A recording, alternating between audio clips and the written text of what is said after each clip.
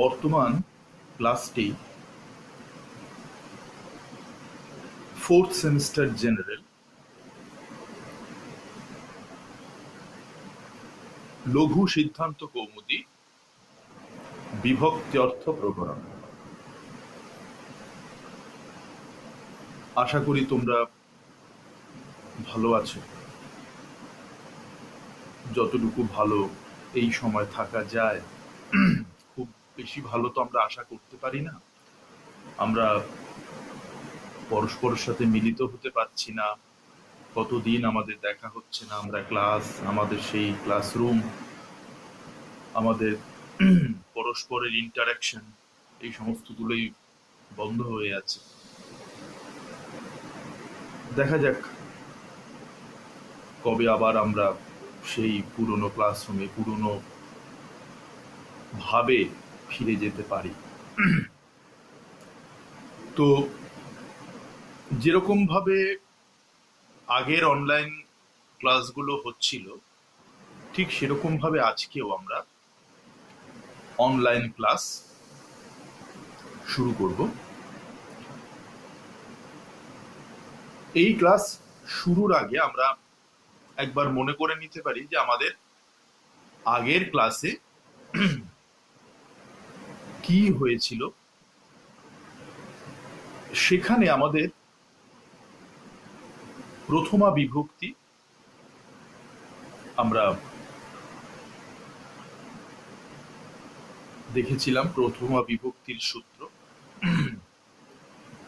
একটা ছিল প্রাতিপদিকার্থ লিঙ্গ পরিমাণ ও বচন মাত্রে প্রথমা, এবং আরেকটা ছিল সম্বোধনে চ। এই দুটো সূত্র আমরা আগের ক্লাসগুলিতে আলোচনা করেছিলাম। আজকের ক্লাসে আমরা আলোচনা করব দ্বিতীয়া বিভক্তি বিধায়ক সূত্র। প্রথমা বিভক্তির পর দ্বিতীয়া বিভক্তির আসবে, দ্বিতীয়া বিভক্তি বিধায়ক সূত্র। লঘু সিদ্ধান্ত কৌমুদীতে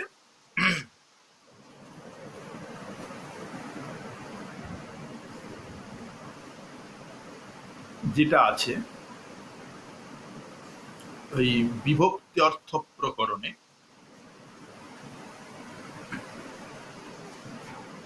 সম্বোধনে চ প্রথমা বিভক্তি হয়ে গেল।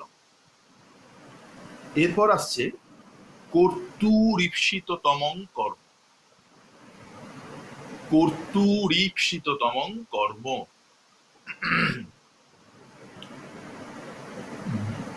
এর বৃত্তিতে বলা হয়েছে কর্তু ক্রিয়য়া আপ্তুম ইষ্টতমং কারকং কর্মসঙ্গং স্যাৎ। আবার বলছি, কর্তু ক তয়রে রস্যৌ বিসর্গ, ক্রিয়য়া কয়রফলা রস্যই অন্তস্থ জ অন্তস্থ জয়াকার, আপ্তুম আ পয়তয় রস্যৌ ময় হসন্ত, ইষ্টতমং রস্যই মূর্ধন্য শয়টয় তম অনুস্বার, কারকং কারক অনুস্বার, কর্মসঙ্গং ক ময়রে দন্তেশ অনুস্বার বর্গের জয় অনুস্বার, স্যাত দন্তেশ যখন আকার কর্ণের। তো এই হলো প্রথম সূত্র দ্বিতীয় বিভক্তি, কর্তুরীপ্সিততমং কর্ম। আচ্ছা, এবার কি বলছে এই সূত্রের ব্যাখ্যায় আমরা দেখি। বলা হচ্ছে কর্তু অর্থাৎ কর্তার, কর্তা মানে যে ক্রিয়া সম্পাদন করছে সেই হচ্ছে কর্তা। ক্রিয়া সম্পাদনের যার দ্বারা সম্পাদিত হচ্ছে সেই হচ্ছে কর্তা, ক্রিয়া। তাহলে কর্তু ঈপ্সিততম, কর্তুর যেটা ঈপ্সিততম, ঈপ্সিত মানে হচ্ছে যেটা চাওয়া, কামনা, সেই চাহিদা, যে বস্তুটি ঈপ্সিত, সেইটাতে কার ঈপ্সিত? আমার তোমার হলে হবে না, যে কর্তা তার যেটা ঈপ্সিত সেটা হচ্ছে কর্ম। শুধু ঈপ্সিত কিন্তু বলে, মাথায় রাখতে, ঈপ্সিততম এই কথাটা বলা হয়েছে। বিস্তারিত ব্যাখ্যা আমরা দেখছি। বলা হচ্ছে যে কর্তা ক্রিয়ার দ্বারা যা লাভ করতে বা যা পেতে সর্বাপেক্ষা অধিক ইচ্ছা করে, এই ঈপ্সিততম, তম, সর্বাপেক্ষা অধিক, শুধুমাত্র চাইছে তা নয়, সব থেকে বেশি ভাবে চাইছে যাকে, শুধুমাত্র চাওয়া নয়, মাথায় রাখতে হবে, সব থেকে বেশি ভাবে যাকে চাইছে তাকে কর্মকারক বলে, কর্মসঙ্গম স্যাত। ওই যে আমরা সূত্রের বৃত্তিতে পড়লাম ওখানে, যে কর্তু ক্রিয়া, কর্তা ক্রিয়ার দ্বারা আপতুম ইষ্টতম, চাইছে ইষ্টতম, সব থেকে বেশি করে যাকে, সর্বাধিক ভাবে যাকে চাইছে, সেই কারকম কর্মসঙ্গম স্যাৎ, সেই কারক কর্মসঙ্গ, কর্মসঙ্গক বা কর্মসংজ্ঞা প্রাপ্ত হয়।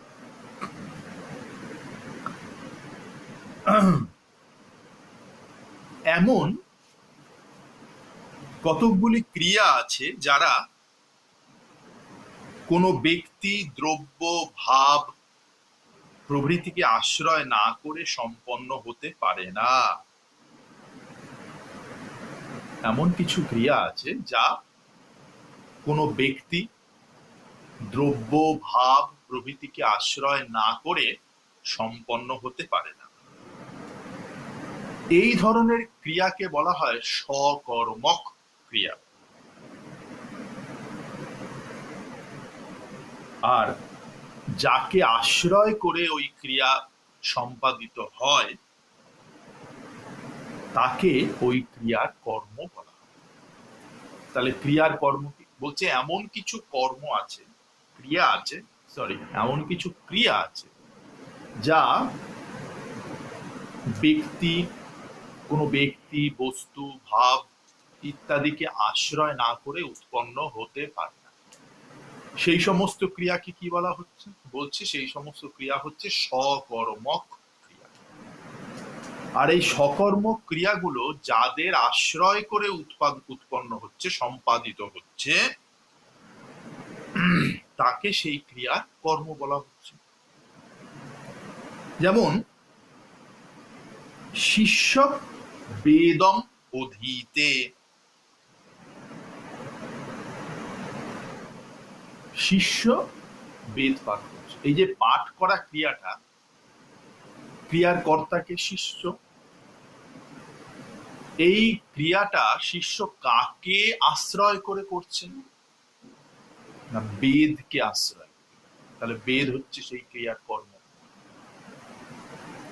আবার যেমন ধরো, বানর বৃক্ষম আরোহতি,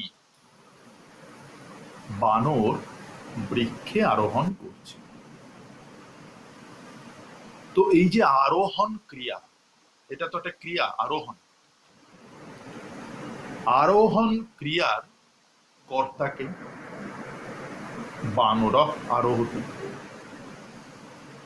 তাহলে এই ক্রিয়াটা বানর কাকে আশ্রয় করে সম্পাদিত করছে? কোনো ব্যক্তিকে, বস্তুকে, কাকে? একটি বস্তুকে, বৃক্ষম আশ্রিত, বৃক্ষকে আশ্রয় করে এই ক্রিয়াটা সম্পাদিত হচ্ছে, তাই এই ক্রিয়াটা হচ্ছে সকর্মক ক্রিয়া। এবং যাকে আশ্রয় করে, আমি আগে যেটা বললাম যে যাকে আশ্রয় করে এই ক্রিয়া সম্পাদিত হচ্ছে তাকে ওই ক্রিয়ার কর্ম বলা হচ্ছে। তাহলে বানর বৃক্ষম আরোহতি, এখানে বানর কাকে আশ্রয় করে এই আরোহণ ক্রিয়া সম্পাদন করছে? না, বৃক্ষম, বৃক্ষকে। তাহলে বৃক্ষ কর্ম সংজ্ঞা প্রাপ্ত হচ্ছে।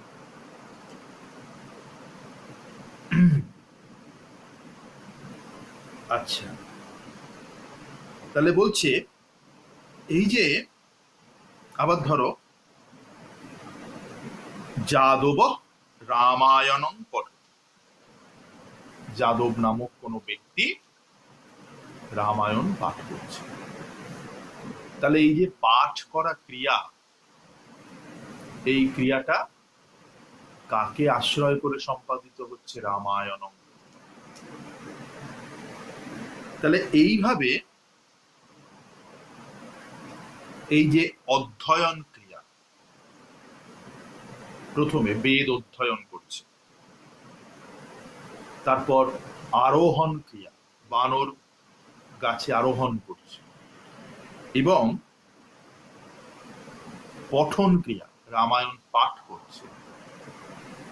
এই সমস্ত ক্রিয়ার আশ্রয়স্থল হচ্ছে প্রথমে যথাক্রমে বেদ, বৃক্ষ এবং রামায়ণ। সুতরাং এখানে কর্মকারক হবে। তাহলে কারণ কি? এখানে কর্মসংজ্ঞা প্রাপ্ত হয়েছে। এইবার সূত্রের আরো ভিতরে আমরা ঢুকছি, সেখানে আমরা দেখতে পাচ্ছি যে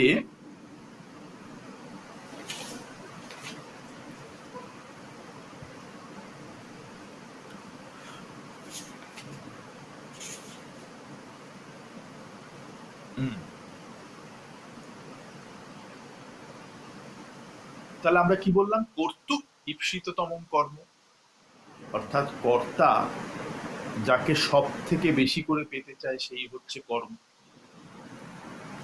ঈপ্সিততম, সেই কারো কর্মসংজ্ঞা লাভ করে। যেমন ধরো বালক ওদনং ভুঙ্ক্তে, আর একটা উদাহরণ। যত উদাহরণ আমরা দেখব তত বিষয়টা সরগরম। বালক ওদনং, বালকটি এখানে উদন বা অন্ন খাচ্ছে। এখানে বালকটি সব থেকে বেশি করে চাইছে কাকে? উদনকে। মানে ধরো ডাল, তরকারি, মাছ, মাংস ইত্যাদিও দেওয়া হলো, কিন্তু পাতে ভাতটাই দিল না, উদনটাই আসলো না। তাহলে কি খাওয়া হবে? হবে না। যতক্ষণ না পাতে উদন পড়ছে, যতক্ষণ না সেই অন্নের যোজনা হচ্ছে, অন্নের সাথে যোজনা হচ্ছে, ডাল দিয়ে মাখছে, তরকারি দিয়ে মাখছে, মাছ দিয়ে মাখছে, ততক্ষণ পর্যন্ত সেই অন্যান্য ব্যঞ্জন আদির কোনো মূল্য থাকছে না। তাহলে সব থেকে বেশি ভাবে কাকে চাইছে? শুধু ডাল খেয়ে পেট ভরবে, শুধু তরকারি খেয়ে? ওদন, অন্ন। তাহলে এখানে কর্তা হচ্ছে বালক, ভোজন ক্রিয়ার কর্তা। বালক কি করছে? তার ভোজন ক্রিয়ার দ্বারা ওদন অর্থাৎ ভাতই সবচেয়ে বেশি করে চাইছে, সব থেকে বেশি করে সে ওদনই চাইছে। তাই এখানে ওদন কর্মকারক সংজ্ঞা লাভ করেছে। তাহলে দেখো এই যে ভুঙ্কতে, এই যে ভোজন ক্রিয়াটা কাকে আশ্রয় করে সম্পাদিত হচ্ছে? অন্নকে আশ্রয় করে। ভোজন ক্রিয়া তাহলে অন্নকে আশ্রয় করে সম্পাদিত হচ্ছে। আর কি হচ্ছে? কর্মকারক যদি হয়, কর্মসংজ্ঞা হচ্ছে কর্মকারক যদি হয়, তার পরের সূত্রই আমরা দেখব। তাহলে এইটা গেল প্রথম। তারপরের সূত্র বলছে কর্মণি দ্বিতীয়া। একবার যদি কর্মকারক হয়ে যায় তাহলে দ্বিতীয়া বিভক্তি প্রাপ্তি হবে। কর্মণি দ্বিতীয়া পরের সূত্র। আচ্ছা,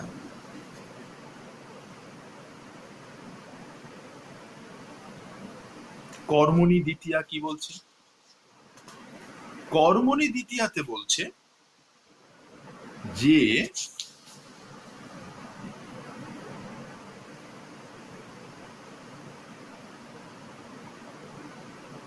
আচ্ছা, তার আগে অনূক্ত কর্মণির সূত্রের অর্থ বলার আগে আমরা একটুখানি এর যে বৃত্তিতে যা বলা হয়েছে সেটা একটু দেখে নিই, তা না হলে ঠিক ওই অংশটাতে আমরা আসতে পারবো না। বৃত্তিতে বলা হচ্ছে অনুক্তে কর্মণি দ্বিতীয়া স্যাৎ। অনুক্তে কর্মণি মূর্ধন্যয় রস্যই দ্বিতীয়া স্যাৎ। হরিং ভজতি অভিহিতে তু কর্মাদৌ প্রথমা হরি সেব্যতে লক্ষ্ম্যা সেবিতঃ। কি বলছে দেখো, অনুক্তে কর্মণি দ্বিতীয়া স্যাৎ। এই যে বলছে কর্মণি দ্বিতীয়া, বলছে যে অনুক্তে কর্মণি দ্বিতীয়া স্যাৎ, অনুক্ত কর্ম দ্বিতীয়া হবে। আর অভিহিতে তু, আর যদি উক্ত কর্ম হয় তাহলে প্রথমা হবে। এইটুকু আমরা এখনো পর্যন্ত জানলাম। এবার আমরা বিস্তারিত ব্যাখ্যায় আসি। ব্যাখ্যাটা কোন বইটা থেকে?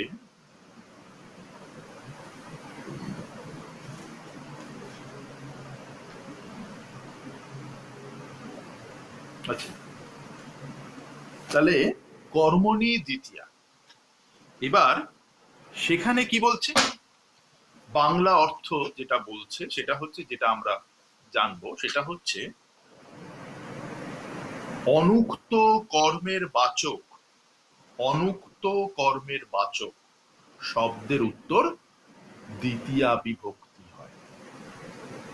যেমন হরিং ভজতি ভক্ত, হরিকে ভজনা করছে ভক্ত। এখানে অনুক্ত কর্ম হরির বাচক শব্দ হচ্ছে হরি, শব্দের উত্তর দ্বিতীয়া বিভক্তি যুক্ত হয়েছে হরিম। কিন্তু যদি কর্ম উক্ত হয়, কর্ম অভিহিত হয়, উক্ত কর্ম হয়, অর্থাৎ বাক্যের উদ্দেশ্য হয়, তাহলে বাচক শব্দে আর দ্বিতীয়া হয় না। তখন ওই যে আগের সূত্রটা ছিল প্রাতিপদিকার্থ লিঙ্গ পরিমাণ ও বচন মাত্রের প্রথমা, সেই সূত্রানুসারে প্রথমা বিভক্তির প্রাপ্তি হয়। আচ্ছা, এইবার আমাদের যদিও একটুখানি কঠিন হয়ে যাবে, তবুও একটু দেখতে হবে যে আমরা এই যে এখানে একটা জিনিস পাচ্ছি যে উক্ত কর্ম অনুক্ত কর্ম, অর্থাৎ কর্ম অভিহিত হলে, কর্ম অভিহিত না হলে, অনভিহিত। তো এখন কর্ম কিভাবে অভিহিত হয় সেই প্রসঙ্গে বার্তিককার আছেন, বার্তিককার ছিলেন কাত্যায়ন। তিনি কি বলছেন একটু দেখা যেতে পারে। খুব খুব সামান্যভাবে, যদিও এতটা ডিটেল তোমাদের হয়তো পাঠ্য নয়, লঘু সিদ্ধান্ত কৌমুদীতে এতটা ডিটেল এভাবে নেইও, কিন্তু প্রসঙ্গত তোমাদের কিছু জেনে রাখা দরকার। এই কর্ম কিভাবে অভিহিত হয় সেই প্রসঙ্গে বার্তিককার কাত্যায়ন বলছেন যে সাধারণত তিন তিন মানে ধাতু বিভক্তি, শীতসন্তি শীতস্তম এরকম। কৃত ধাতুর সঙ্গে যেসব প্রত্যয় যুক্ত হয়, কৃত প্রত্যয়, আর তদ্ধিত অর্থাৎ প্রাতিপদিকের সঙ্গে যেসব প্রত্যয় যুক্ত হয়। তাহলে সাধারণত তিন অর্থাৎ ধাতুর সঙ্গে যেসব বিভক্তি যুক্ত হয়, কৃত ধাতুর সঙ্গে যেসব প্রত্যয় যুক্ত হয়, তদ্ধিত প্রাতিপদিকের সঙ্গে যেসব প্রত্যয় যুক্ত হয়, এবং সমাসের দ্বারা অভিধান ঘটে, অভিহিত হয়, কর্ম অভিহিত হয়। যেমন তিনের দ্বারা, যেমন লক্ষ্ম্যা হরি সেব্যতে, লক্ষ্মীর দ্বারা হরি সেবিত হচ্ছেন। এখানে যদিও হরি কর্ম,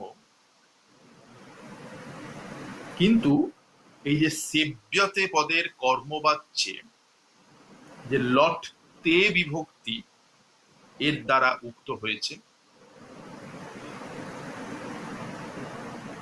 ফলে হরি শব্দে কর্মে দ্বিতীয়া না হয়ে প্রথমা হয়েছে। কিসে? প্রাতিপদিকার্থ মাত্রে। তাহলে আবারও বলছি, যেমন লক্ষ্ম্যা লক্ষ্মীর দ্বারা হরি সেব্যতে, লক্ষ্ম্যা সেব্যতে লক্ষ্মীর দ্বারা সেবিত হচ্ছে। এই যে সেব্যতে, এখানে সেবিত হচ্ছে ক্রিয়া, ধাতুপদ, ধাতু তার মানে ক্রিয়াপদ, তার মানে ধাতু। সেব্যতে কিভাবে হচ্ছে, যে না লট তে, সেব্যতে লট তে।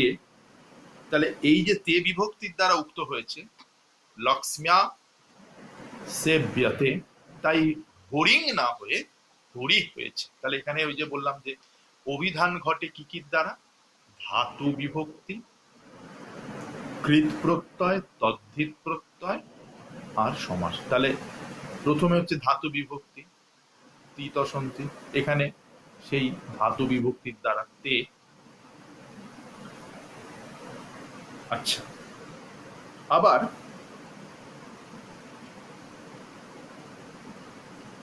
কৃতের দ্বারা, যেমন লক্ষ্ম্যা সেবিত, লক্ষ্মীর দ্বারা সেবিত হচ্ছে, ওখানে সেব্যতে, এখানে সেবিত।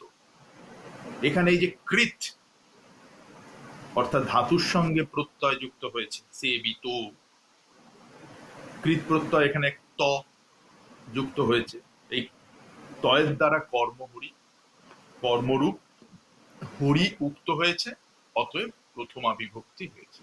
তাহলে লক্ষ্ম্যা সেব্যতে ধাতু বিভক্তি তিন, লক্ষ্ম্যা সেবিত ধাতু প্রত্যয়, কৃত প্রত্যয়, ত, এরকম ভাবে হলো। আবার তদ্ধিত অর্থাৎ প্রাতিপদিকের সঙ্গে যে প্রত্যয় যুক্ত হয়, সত্য পট। তাহলে এখানে যে সত্য, এই যে যত, এই যে যত, এই তদ্ধিত প্রত্যয় দ্বারা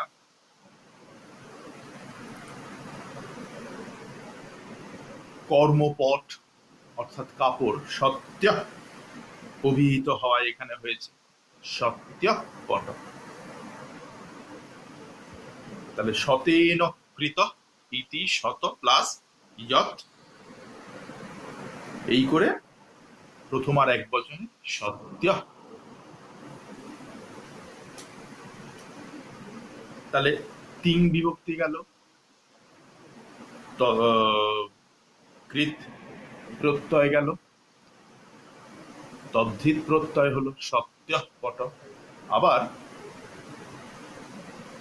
সমাসের দ্বারা, যেমন প্রাপ্তানন্দ রামঃ, প্রাপ্ত আনন্দ জং স। এইভাবে বহুব্রীহি সমাস হয়েছে। এই বহুব্রীহি সমাসে কর্মরাম অভিহিত হয়েছে। তাহলে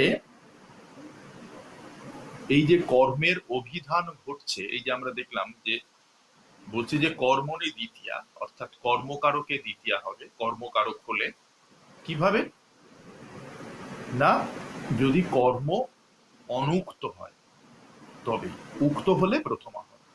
তাহলে কর্মের অভিধান ঘটে কিভাবে, অর্থাৎ উক্ত হয় কিভাবে? 4 রকম ভাবে। কে বলছে? কাত্তায়ন বলছে। কি কিভাবে না, ধাতু বিভক্তির দ্বারা, ধাতু প্রত্যয়ের দ্বারা, কৃত প্রত্যয়, তদ্ধিত প্রত্যয়ের দ্বারা, প্রাতিপদিকের সঙ্গে যুক্ত হয় যে প্রত্যয় তার দ্বারা, এবং সমাসের দ্বারা। তাহলে এই যে দ্বিতীয়া বিভক্তির আমরা দুটো সূত্র কইলাম, একটা হচ্ছে কর্তুরীপ্সিততম কর্ম, আর একটা হচ্ছে কর্মণি দ্বিতীয়া। এর পরের ক্লাসে আমরা এর পরের সূত্রগুলো দেখব।